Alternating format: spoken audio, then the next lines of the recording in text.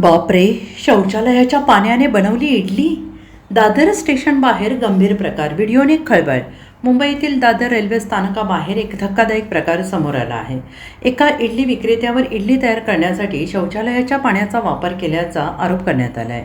आणि या घटनेचा व्हिडिओ सोशल मीडियावर व्हायरल झाल्यानंतर प्रवासी आणि नागरिकांमध्ये संतापाची लाट उसळली आहे. व्हायरल व्हिडिओमध्ये संबंधित विक्रेता सार्वजनिक शौचालयाजवळील पाण्याचा वापर करत असल्याचा दावा करण्यात आला आहे. यामुळे खाद्यपदार्थांच्या स्वच्छतेबाबत गंभीर प्रश्न उपस्थित होत आहेत. रोज हजारो प्रवासी दादर स्थानक परिसरात खाद्यपदार्थ खात असल्याने या घटनेमुळे नागरिकांमध्ये भीतीचं वातावरण निर्माण झालं आहे.